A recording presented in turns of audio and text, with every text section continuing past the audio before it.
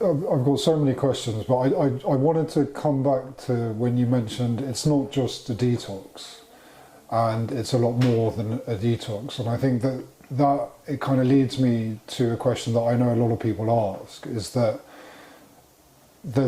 you come into treatment, you obviously do detox, and as we're discussing, these massively important, impactful, kind of transformative aspects of community and relationships and engaging with that, and not kind of being reclusive and isolating.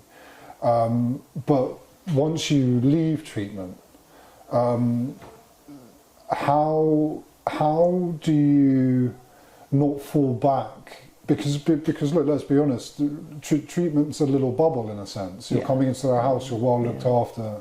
You've got a chef, you've got doctors, you've got nurses, you've got support workers, you've got counsellors, you've got yourself, you've got your peers, and then your 28 days is up, and you feel fantastic and you feel great, and you have every intention of continuing the work that you've done. How do you help someone? I think there's two important aspects to what you said. The first thing is about sustaining your recovery, and I'll come back to that in a moment. But I think the other thing to make a point of is that while you've been here with all of that support that you just described, your family are at home and they've got none of that. So they need support as well. So what we like to do is engage with the families, and we spend a lot of time talking to families and encouraging them to get support. And there's support out there in the community through things like Al-Anon and Adult Children of Alcoholics and Families Anonymous, and all of these groups that are there to support the families. And it's very important. I talk a lot to families about, especially as an adult child of an alcoholic myself, about the support that they can get, because there's no doubt that living with somebody with an addiction has an impact upon you. And I can talk about the impacts it had on me. I can identify the impacts it had on me as a child and how those played themselves out in adulthood. So I think that's an important thing to remember, is that you've had all that support whilst you were here, your families haven't. So we need to be looking after the families as well. Families are very, very important in all of this process. Coming back to your question about how do you prepare people to leave that protective bubble. I mean, look, you turn out of the drive, turn left, you come to a pub, turn right, you come to an off licence. You're just straight back into the real world when you leave that protective bubble of Gladstones. So we have a system of, we call it recovery work, and it's led by key workers. And those key workers are people who are in recovery themselves, who've been through rehab, who've been through treatment, who've been through addiction. And they're there to guide you into the practical aspects of maintaining your recovery once you leave Gladstones. So there's a recovery workbook that they'll go through with practical exercises. There's a section of that which is all about planning your first week, planning your first month, and then there's aftercare provision as well for clients when they leave. So clients can come back every Saturday for aftercare groups. They can do that for the rest of their lives if they like. There's a group on a Tuesday night which is facilitated by Zoom. So if you happen to live in Manchester or Newcastle or Dublin, you can attend those groups virtually. So there's aftercare provision as well. But an awful lot of work goes into preparing people to go back into the real world. And what are the practical aspects of that? What are you going to do the first time somebody offers you a drink or a line? What are you going to tell your employers about your time in rehab? Where are you going to live? Where are you going to work? What about your friendship group? Who still needs to be part of your friendship group and who doesn't? So we work through all of those practical issues with people. We go through the phones and delete telephone numbers and block telephone numbers. Just little practical tools that are going to help you to make your recovery sustainable.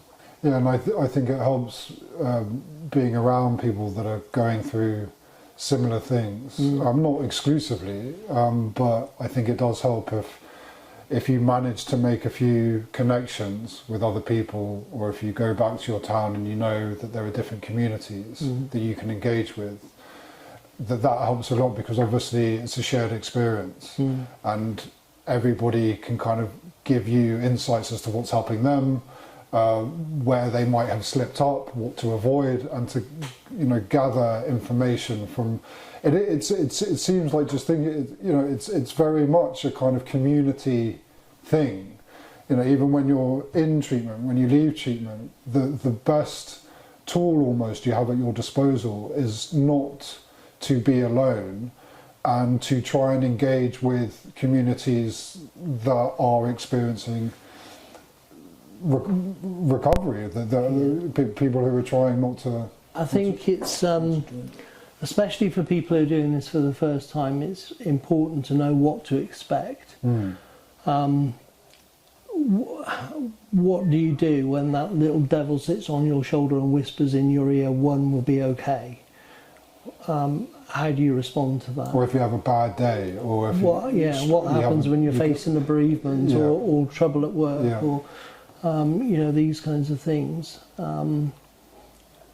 Also, what to expect from your family, because you've had 28 days of intensive therapeutic input, you've made changes, you've had light bulb moments, you've changed as a person, but your family haven't seen that, they haven't been here. So if you walk out the door expecting to be trusted, the moment you get home, you're going to be disappointed, because it takes a long time to build up that trust within a family. So knowing what to expect of the real world. And to, I suppose to know your limitations. I know that doing 28 days, you can feel better, you are better, and it's to kind of leave treatment and kind of just pick up where you left off, back to the job, full-time, kind of heavy responsibilities and stresses. And I suppose it's important to realise, even after the 28 days, just still how early on in the process that is. Well, complacency sets in. Yeah. And one of the great enemies of recovery, as you said, is isolation, and another one is complacency, because you have this toolkit, and you use it and it works and you feel better and you maintain your recovery, and suddenly you think, I'm fixed, and you put the toolkit down and complacency sets in, and suddenly you're not so well and you're not doing quite as well at work or with your relationships or with your family, and you wonder why. Well, it's because you've put your tools down, it's because you've become complacent. So again, the number of times we say to people, don't be complacent, the number of times we set people up for that little conversation with the devil on your shoulder. One is not going to be okay. I've never seen it be okay. People come into rehab with the aspiration of, the phrase that's often used is, I want to learn to drink like a lady, or I want to learn to drink like a gentleman. No, it's not going to happen. We're an abstinence-based program. This is about maintaining abstinence. And so, it's about preparing people for the real world. I was going to ask, because you bring up an interesting point about being fixed, and it just made me think, does anyone get fixed? Can you be fixed? Or is this, if you've been diagnosed with addiction, addictive behaviour, if you've got a history of addictive behaviour, is that it for the rest of your life? Well, the same question can apply to somebody with a nut allergy or somebody with diabetes. You can make adjustments to your life and go on and lead a very, very fulfilled life, very happy life. And the same is true of people with a dependency on alcohol or heroin or cocaine.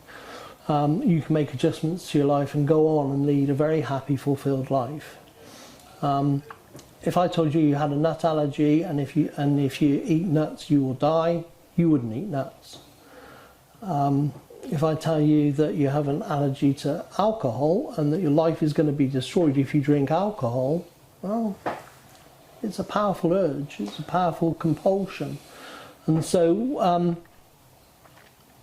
the parallel exists that you can, I don't know whether the word fixed is the right one, but you can make adjustments in your life that allow you to lead your life exactly as you want to, and have the relationships that you want, and have the career that you want, have the home that you want, and have the aspirations that you want, and understanding that alcohol is not going to be part of it. So there has to be some basic understanding that you can't drink again, you can't take drugs again.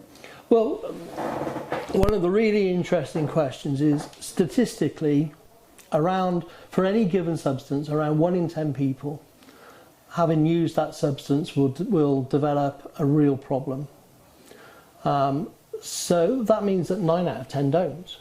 So what's different about that 10%? Mm-hmm. And the answer to that question can be debated, forever. But what we try and do is get people to accept that, sadly for them, they're part of that 10%. Yeah. That having a social drink after a game of football or at a wedding doesn't work for them. Mm-hmm. In the same way that, having peanuts at Christmas, if you've got a nut allergy, doesn't work for you. And so you need to make adjustments. You need to make adjustments to your lifestyle. And with those adjustments come the rewards. Mm. And if you struggle to make those adjustments, the likelihood is, in your experience, is that you end up just recycling. You kind of come back round, or you fall back into active addiction.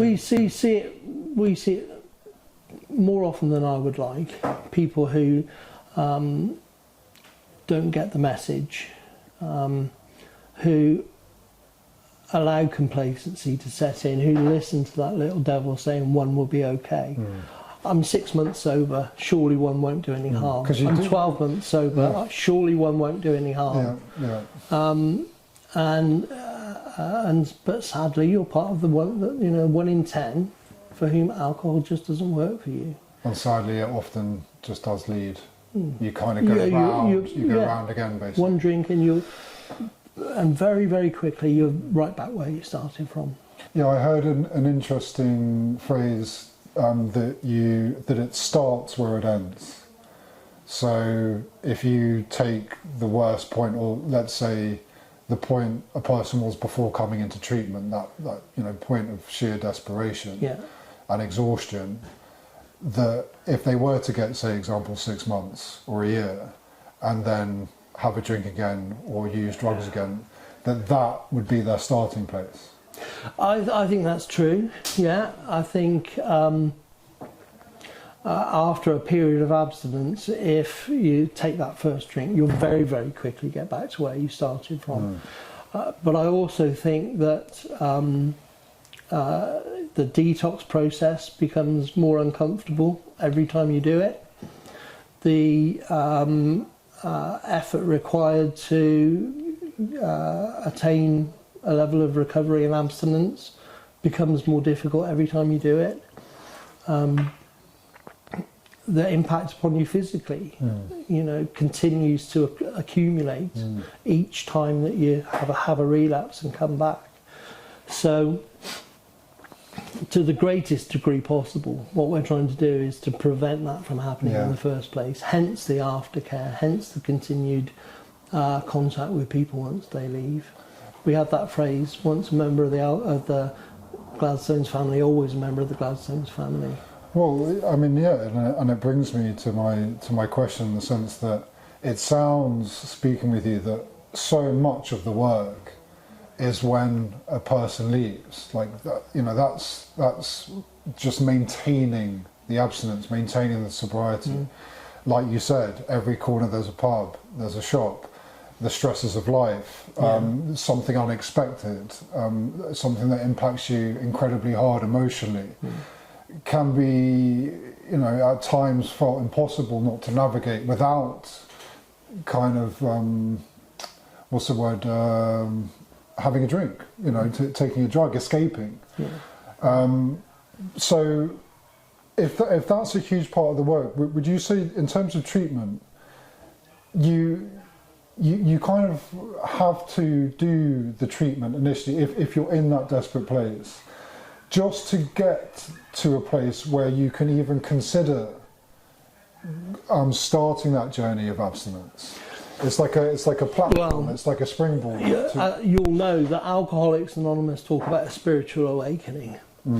So now, however you relate to the language of Alcoholics Anonymous, which is the language of a 1930s lay preacher, and is quite difficult language. What it means is that there is a process to go through to get to a point where you are free from that dependency upon mood-altering substances, so that when you find yourself facing a bereavement or redundancy or financial difficulties or a relationship breakdown, your responses are not dependent upon a mood-altering chemical. They're not dependent upon taking yourself away from the emotions that you're experiencing. So you're equipped to sit with those emotions, to process them, to experience them, and so you need to get to that point. And as we said, isolation is the enemy of recovery. What you need to be able to do at those points in time is access support, whether that be support through the Gladstones community, the Alcoholics Anonymous community, through your family, but you can't do it on your own. You mustn't be on your own.